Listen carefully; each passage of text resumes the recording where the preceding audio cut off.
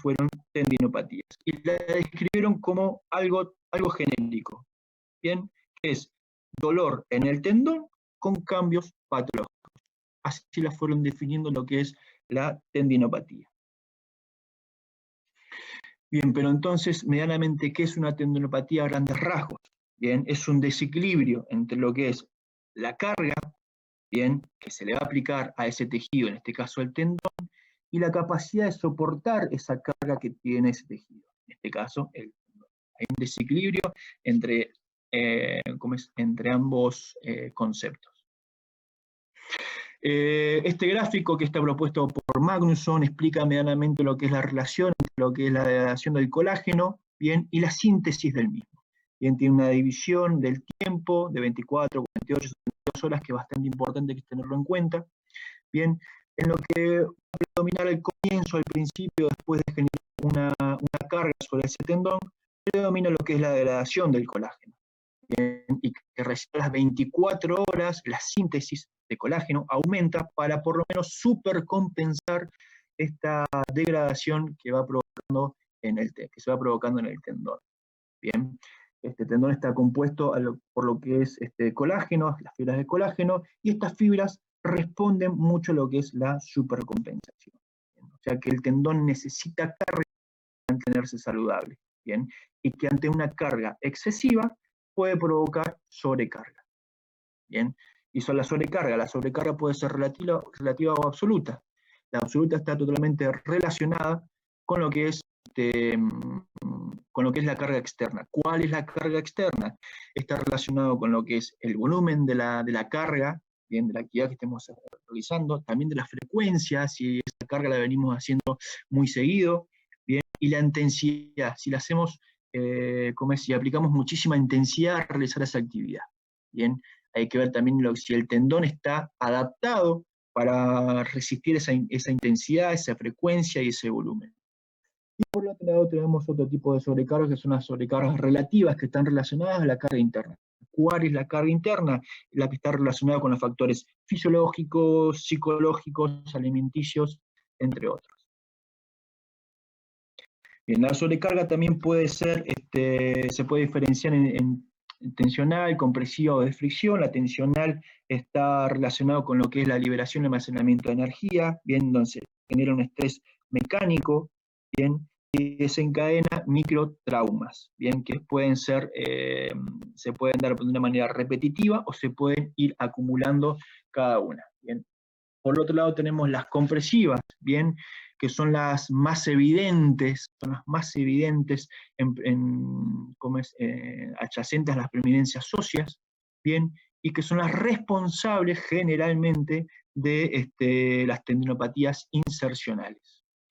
Por otro lado tenemos las sobrecargas por fricción, bien, que hay que diferenciar, como se viene nombrando, los tendones con vaina, los tendones sin vaina.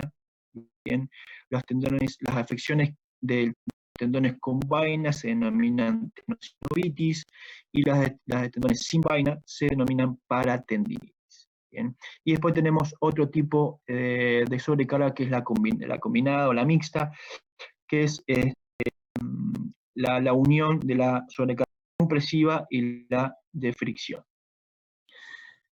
Hablando un poquito de lo que es la clasificación actual de las tendinopatías, bien, es poco clara, ya que es un concepto multifactorial, es complejo, hay muchas teorías que intentan explicar la fisiopatología de lo que es la tendinopatía.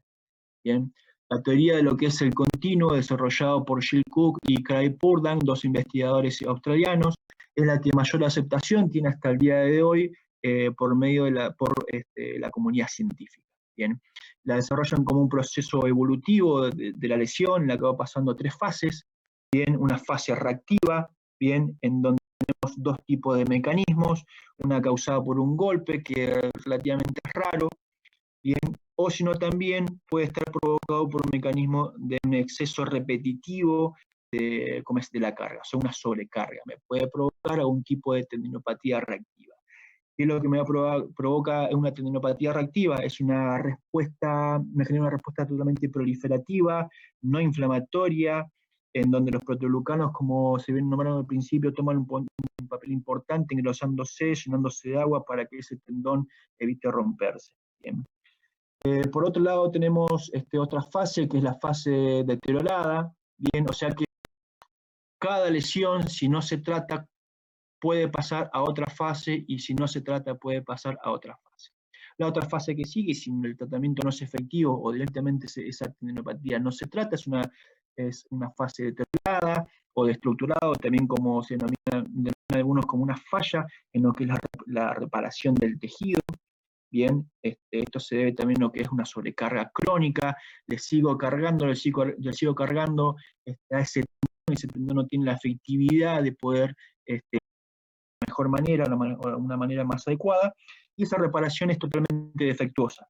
Bien, pero esto a su vez está potenciado por unas enzimas degradadoras de colágeno que se denominan metaloproteinasas, bien, que son las que degradan colágeno tipo 1. Por último tenemos una fase degenerativa, bien, que por ahí más que nada está relacionada a lo que es a la edad de las personas, que afecta más que nada a una mediana y avanzada edad, bien, pero que también se han encontrado tendones totalmente como una fase degenerativa en atletas jóvenes debido a lo que es una sobrecarga crónica. Más adelante este estudio no quedó en la nada, sino también Jill Cook, Craig Purdan se unieron con otros científicos, bien, como por ejemplo Bonnie Río, y siguieron con ese estudio y agregaron otro concepto más, que es el de la tendinopatía reactiva sobredegenerativa. Bien, o sea que dentro de lo que es el tendón, bien, patológico, puede estar rodeado por un tendón totalmente sano. Y este tendón totalmente sano es el que va a reaccionar ante una sobrecarga mecánica. Bien, y esto es debido a la capacidad de regenerarse, bien, de cicatrizarse el tendón. Bien. Ya por último, las características clínicas que tiene la tendinopatía, más que nada se dan un dolor más localizado, bien, cuando se intenta testear el tendón afectado, por ahí se provoca la lesión o el mecanismo lesional, y el dolor es totalmente localizado, tienes una sensibilidad en lo que es la palpación del mismo, hay una función deteriorada de esa articulación, también puede existir el fenómeno de warm-up, y generalmente también va relacionado con lo que es una rigidez. Bien, medianamente lo que es una introducción fácil, corta, a lo que es el mundo de las tendinopatías. Vamos a iniciar ahora con lo que es el tratamiento, el abordaje de las tendinopatías a través de lo que es la microelectrólisis percutánea. Muy bien, Contreras, se nota que estudiaste, te felicito, tenés un 8. Gracias. Seguimos con Marcelo. No, perdón, antes de pasar a Marcelo, solamente quería preguntarles si les parece que dejemos abierto para que vayan haciendo preguntas, si les voy interrumpiendo, o si dejamos el bloque de preguntas para después, como ustedes quieran, como les parezca mejor. Como le guste a Marcelo, yo no tengo drama. Sí, no, tampoco, como quieran ustedes. Bueno, entonces hacemos eso. Si alguien tiene alguna preguntita, está el chat abierto. Por supuesto, manejándonos en un marco de respeto. Vale aclararlo.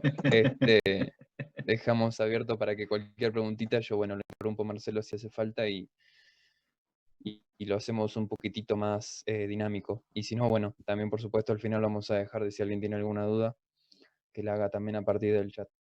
Sí, que no pregunten otras cosas. Sábado a la tarde, licenciado, sábado a la tarde. Cuando quieras, ahí está presentando Marcelo, sí, genial. ¿Se ve ahí? Quieras, entonces. Sí, se ve. Perfecto. Solamente ponele eso, renueva presentación. Bien. Bueno, buenas tardes a todos y nuevamente agradezco la invitación. Para mí realmente es un gusto seguir compartiendo vivencias y un poco de esto, ¿no?, de estudio. Así que, sinceramente y con mucho orgullo les agradezco la invitación y los felicito por el gran esfuerzo que están haciendo. Bueno, un poco continuando con la excelente charla que dio Jonathan, un poco yo siempre digo que yo no quiero enseñar o no intento enseñar nada, sino que más que nada relatar un poquito en la experiencia cómo uno aplica o no los conocimientos que va adquiriendo. Entonces, bueno, un poquito yo les voy a relatar no solo cómo vivo esto, sino también un poco cómo en algún modo comparto y disiento con algunos conceptos referidos a la técnica en sí esta que bueno, estaba muy de boga hoy. Nosotros en el recorrido de la vida nos encontramos con, bueno, con un montón de alternativas y tratamientos que la gente adopta y correctamente, porque esto es una cuestión de cómo cada uno acepta e internaliza, bueno, el tratamiento que reciba. Así que por ahí voy a resaltar esta cuestión, que no es la panacea, no es la solución a todo, sino que es uno de los tantos más que, bueno, ya vamos a ir viendo cómo lo desarrollamos, de todos los que se pueden presentar, ¿no?, en esta inmensidad de la salud. Inicialmente o principalmente creo que cuando a mí se me presenta un paciente con una tendinopatía, yo lo que hago es hacerme esta pregunta, o realmente tomo este algoritmo, por así decir. ¿En dónde está el tendón en el espectro patológico que Jonah relató con respecto al modelo continuo? ¿Y qué expresa el dolor? Porque por ahí se genera una ambigüedad con respecto a estas dos situaciones, ¿sí? A veces el tendón está en un momento del modelo y la sintomatología, más allá de que es subjetiva, perdón, ¿me escuchan? ¿Estoy bien? Sí, Marcelo, sí, sí. No sé si se está perfecto. viviendo el tema del PowerPoint. Me parece que no lo arrancó todavía el Power, pero estamos Listo. viendo la Perdón, presentación porque en realidad ahí, pero que sí. A ver, perdonen, chicos, porque sí, lo pasé. Pero no, me yo pensé cambió que estaba haciendo una intro. No, me cambió la pantalla. A ver, ahí. Ahora Ahí sí, está. ahora sí, ahora sí. Esa era la imagen un poco de lo que me refería con los distintos tipos de tratamientos que había, ¿no? Que bueno, porque uno cuando analiza al paciente empieza a decirle al paciente, hice esto, estoy probando esto. Y yo insisto con que todo, siempre y cuando el paciente lo acepte, es totalmente conveniente. Bueno, les decía que es importante determinar dónde está el tendón, ¿sí? En qué situación está. Perdón, el paciente, con la presentación clínica del tendón. Rápido, lo que quiero decir con esto es que el dolor en el modelo yo basándome un poco sobre el modelo continuo, puede aparecer en cualquier momento, por lo tanto no es determinante. Y yo tengo pacientes que aparecen con dolor, mucho dolor en una fase reactiva y no tienen dolor en una fase de respire. Entonces, es importante diferenciarlo desde un montón de aspectos clínicos. Por ahí la fase de disrupción está asociada, ¿no?, en lo que es esto, el crecimiento endovascular y neurovascular, por presencia de sustancias bioquímicas que lo que hacen es generar un efecto de neurotransmisor a partir del aumento de la carga, ¿sí? Hay carga o sobrecarga, síntesis de estas sustancias, como son la acetilcolina, el glutamato, la sustancia P, que son, vamos así decir, exacerbadores de los receptores o de las terminaciones nerviosas generando dolor. A veces sí, a veces no. Entonces, considerar los niveles de dolor y la respuesta a la carga. Eso es más importante que realmente estar pensando en qué momento del modelo continuo está el tendón. El dolor tendinopático es inducido por la carga y tiene dos características principales. Bueno, John habló muy bien de lo que tenía que ver con la carga y la sobrecarga. Entonces es importante saber si el dolor es dependiente de la dosis de relación con la carga singular o acumulativa, o si el dolor está bien localizado en el tendón o en la entesis. Porque eso también nos va a dar ciertos parámetros a la hora de determinar qué terapia voy a utilizar. En general, yo asocio una carga excesiva en el tendón y un dolor localizado en la entesis, no en sí en el cuerpo del tendón. Ahí es cuando por ahí utilizo más la técnica. Perdón, Marcelo, Sí, ¿estás pudiendo ver el chat? ¿No te aparece la ventanita de alguna pregunta que salga? no, porque No, estoy, no hace falta que salgas, solamente te pregunto para ver si... no, porque en realidad el problema era ese, perdón. Ahí pongo de vuelta. No, de última, Leonel, le podés ir cantando las preguntas. Sí, sí, sí. Sí, no, es Sí, que sí, estoy, perfecto. claro, estoy intentando salir de pantalla completa y ahí es cuando meto la pata. Dale, no te preocupes, vos seguí con la presentación y yo cuando aparezca algo te digo, como ahora, que me Dale, a habías ver. preguntado qué sería fase de Disrepair. La de, Disrepair. de- Disreper. sí, en el modelo continuo que explicó Jonah, la fase esa es la fase degenerativa, de disrupción. Como vendría a ser una fase evolucionada en donde el tendón no tiene la capacidad de reparación. Dentro de las fases que nombró del modelo, vendría a ser la más compleja, en lo que nosotros le denominamos falla de reparación. Entonces, se llama disrepair porque en realidad determina o está basado en un poco la imagen y lo que son los estudios de diagnóstico, como es ecografía o resonancia, en donde hay una disrupción de la fibra, hay un gran acúmulo de líquido, que también yo no lo explicaba esto, en donde imagínense que el paralelismo que tiene la fibra tendinosa al encontrarse con esa matriz extracelular muy rica en agua, lo que hace es separa a las fibras, entonces donde se ven afectadas todas esas estructuras, principalmente los crosslinks, y en donde toda la matriz del tendón se encuentra en esta situación de disrupción, bueno, aumentando el volumen, el tamaño. Esa vendría a ser la etapa de repair. Perfecto, buenísimo. Te voy entonces interrumpiendo, te Sí, pido ningún disculpas cada vez problema, que me vaya metiendo y te tiro seguir algo seguro. en el chat. Perfecto, Genial. perfecto. Bien. Bueno, también hablaron de la etiopatogenia, también es importante determinar dentro. Bien, fíjense cómo vamos sumando, ¿no?, datos para realmente ver si vamos a utilizar esta técnica o no, o vamos a continuar con otras.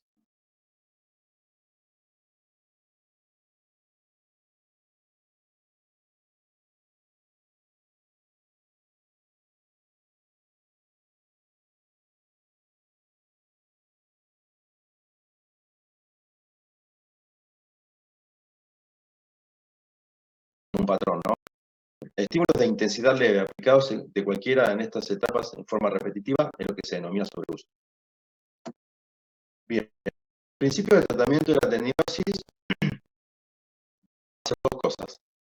Disminución de las solicitaciones sobre el tendón, es decir, aquellas cosas que generan sobrecarga, pero no vamos a dejar de darle carga al tendón. Y adaptación del tendón por entrenamiento. Llámese entrenamiento no aplicado a un paciente que es deportista que lo voy a mandar a entrenar, sino que traducido a nosotros vendría a ser una adaptación del tendón a todos esos estímulos que le vayamos dando para que suceda lo que también Jonathan comentó, que es la supercompensación o la sobrecompensación que necesita el tendón para adaptarse a esos estímulos y de esa manera, bueno, ser tolerable a la hora de recibir carga. Bien, bueno, acá dijimos, objetivos terapéuticos tenemos muchos, ¿sí? Control del dolor, normalización de la estructura, adaptación a la carga, bueno, pero ¿cómo hacemos? Eso creo que es lo que no sabemos, o lo que tendríamos que intentar entre todos poder determinar. Determinar las disfunciones que contribuyan a la tendinopatía, ¿sí? En general, nosotros tenemos que abordar al paciente en forma global, por lo tanto, nosotros tenemos que ver qué es lo que sucede en el tendón, sino que determinar todas aquellas situaciones que hagan que ese tendón a la hora de ser sometido a carga no pueda sobrecompensar. identificar factores de riesgo, establecer el perfil del paciente para esta técnica, porque a no cualquiera se le puede poner una aguja con una corriente en un tejido. Y bueno, todas aquellas evaluaciones que podamos hacer, que son importantes para poder darnos estos datos, bueno, estáticas, dinámicas, funcionales, de carga, datos personales, bueno, un montón de situaciones. Nosotros, o bueno, yo lo que hago es preguntarle mucho al paciente qué medicamentos toma, teniendo en cuenta la farmacocinética de algunos medicamentos que son precursores a tener este tipo de patologías también. Entonces, eso es importante que lo tengan en cuenta. Como recursos, terapia manual, ejercicio terapéutico, agentes físicos, y bueno, particularmente, en este caso vamos a tratar de hacer un breve resumen de lo que significa o qué es esto. Es una técnica que emplea una microcorriente galvánica que ya viene determinada en el equipo, en forma percutánea, que se aplica con una aguja de acupuntura, con el fin de generar una respuesta inflamatoria controlada. Es una técnica que desarrolló el licenciado Oscar Roncio, y bueno, con todos los fundamentos y la investigación un poco basada en la respuesta que genera la utilización de esto. En general, la técnica es aplicable a un montón de situaciones o de patologías. Bueno, yo en lo personal solamente la utilizo en tendinopatías. Y dependiendo de todos estos factores de los que venimos hablando, donde se encuentra el paciente. Bien, esto va a determinar que la utilización de esta técnica en una zona va a generar una reacción ácida, y bueno, todo lo que está descrito ahí, y en la otra, una reacción cáustica con reducción, con modificación del pH, con una manifestación del medio interno a partir del estímulo de este efecto químico que se produce, ¿sí? El ánodo vendría a ser en este caso el electrodo difusor, y el cátodo vendría a ser en este caso la aguja de acupuntura. Bueno, como definición, electrólisis y electroforesis, hay una diferencia. Bueno, no valdría la pena ponernos a ahondar un poquito acá, pero bueno, más o menos lo que sucede, ¿no?, es empieza a haber una atracción de determinados elementos por la carga eléctrica que tienen, generando otros efectos, ¿no? Entonces, la atracción de algunos elementos van a ir al cátodo, por ende una dispersión al otro, y ahí se van a producir los efectos que hablamos antes. Acá bueno, si adelantamos un poquito, fíjense como este es el electrodo dispersor, acá se encontraría la aguja, ¿no? Y ahí determinando la electrólisis. Bueno, acá tiene que ver una relación de microamperes con la densidad del material, con una respuesta determinada por centímetro cuadrado, en donde se produce esas burbujitas que están ahí, vendrían a ser el efecto de electrólisis. Eso es lo que pasaría en el tejido. A medida que se va modificando el pH del tejido, esto va aumentando. Bien. Bueno, esto Jonathan habló también muy bien, en donde también es importante, dependiendo de las fases de fisiopatológica del tendón, ¿sí?, es importante determinar nosotros qué tiempo, ¿no?, la variable tiempo en función de los efectos. Entonces es importante también porque a veces cuando hacemos esta técnica tratamos de explicarle al paciente que tenemos que darle lugar a este tiempo, ¿no?, que se tiene que presentar de adaptación y de respuesta tisular y obvio, microcelular a lo que nosotros vamos a proponer. Entonces, fíjense que hablamos de pacientes que presentan una remodelación del tejido en meses, porque ahí está hablado al principio de la aplicación de la técnica, lo que generamos es un proceso inflamatorio controlado, por lo tanto ahí empieza a producirse este efecto que, dependiendo del modelo continuo, había un momento en esta fase de disrupción que el tendón no tenía la capacidad de repararse, por lo tanto la utilización de esta técnica implica volver a una etapa inicial al tejido para darle el tiempo a que se remodele. Bueno, efectos fisiológicos, el estímulo eléctrico, bueno, en realidad todos efectos, el eléctrico y el mecánico. No hay una descripción específica de cuáles de los dos son más concretos. se sabe de la respuesta química, pero bueno, a veces también nos encontramos con si realmente fue el efecto de la acción química o realmente el estímulo mecánico de la aguja al entrar al tejido, ¿no? Que va haciendo, nosotros a veces hacemos movimientos de vaivén, en donde, bueno, por ende, a la mecánica de la aguja hay una respuesta inflamatoria también. Bueno, y ambos generan un estímulo del sistema nervioso simpático, por eso es importante hacer una buena anamnesis y un estudio de la personalidad del paciente a la hora de utilizar esta técnica, porque, bueno, al modificar o tener una influencia importante en el sistema nervioso simpático, podemos generar a veces algún tipo de respuesta no beneficiosa. Bueno, acá sería una esquemita básicamente de la introducción de la aguja, en donde, bueno, la solución salina que tenemos en el tejido, al generar esta microelectrólisis, se van a separar las moléculas, generando ácido clorhídrico, que es un poco ahí están separadas las moléculas de hidrógeno y de sodio, que son las que van a generar esta respuesta ácida dentro de... Bien. Nosotros a esto lo hacemos en forma ecoguiada, porque bueno, la técnica así lo amerita, en donde lo que hacemos es ser bien específico en la zona que queremos hacer. Perdón. Ahí nos encontramos, bueno, vendría a ser el tendón, esta es una ecografía donde en esta zona estaría el transductor, estamos viendo en forma transversal el tendón.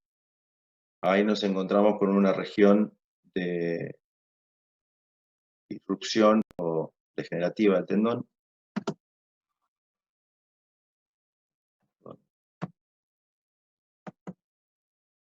Bueno, acá tenemos una post-electrólisis en donde se generó todo ese efecto que uno propone a la hora de hacerlo. Y como concepto, bueno, lo que hacemos es esto, ¿no? En una tendinopatía, al realizar esta electrólisis, buscamos una respuesta inflamatoria que con el tiempo se traduciría en una regeneración. Bueno, aclarar que es un concepto, no es un tratamiento aislado, es decir, no solamente vamos a hacer esto en un paciente, sino que sumamos todas las otras técnicas y todas las otras herramientas que como kinesiólogos poseemos como para poder generar un beneficio. Bueno, ahí hay unas imágenes de cómo hacemos.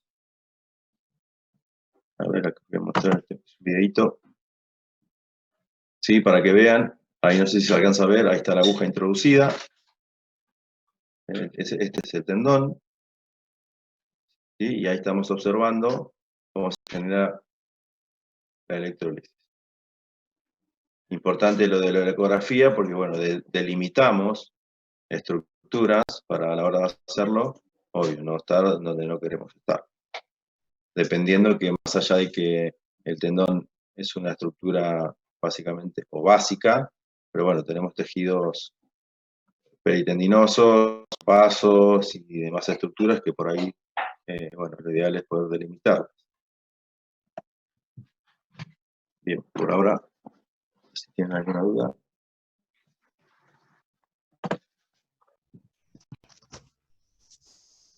Buenísimo, Marce.